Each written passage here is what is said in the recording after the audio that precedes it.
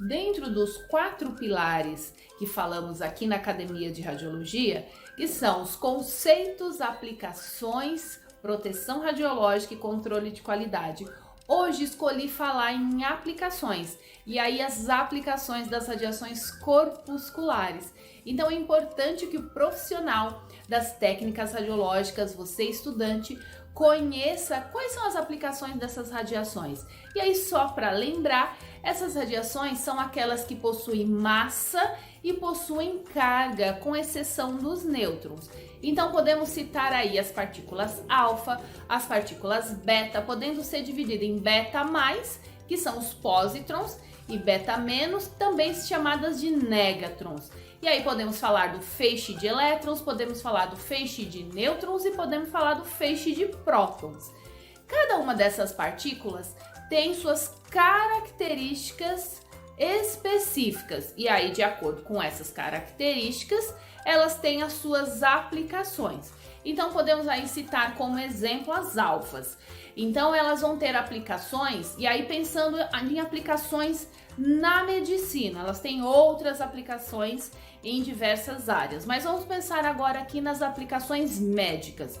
Então a alfa, ela tem aplicação na medicina nuclear, utilizando, por exemplo, o rádio 223 para tratamento de metástase óssea devido ao câncer de próstata.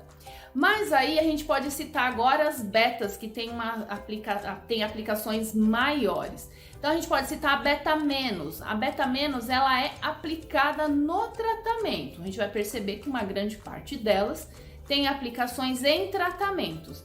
Então, voltando na beta menos, podemos citar como exemplo o iodo 131, que é um emissor desse tipo de partícula. E aí vai ser aplicado no tratamento do câncer de tireoide, utilizando aí esse iodo 131.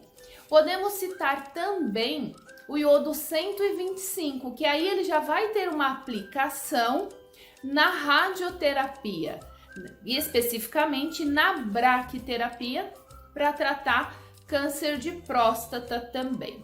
Então as partículas beta+, que são conhecidas como pósitrons, elas têm aplicações no diagnóstico, justamente na tomografia por emissão de pósitron, que é conhecido como PET, exatamente por isso o seu nome, porque a gente precisa de emissores de pósitron para a formação de 2 fótons gamas e a partir daí a formação de um sinal para termos então a imagem.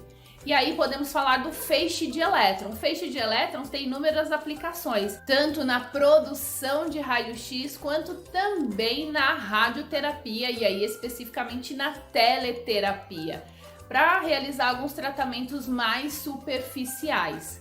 Podemos citar o feixe de nêutrons, que são utilizados na produção de radionuclídeos, e o feixe de prótons, que é utilizado na protonterapia. Então veja que dentro desse eixo aplicações, quantas coisas a gente pode aprender e quantas coisas a gente pode ter como aplicações.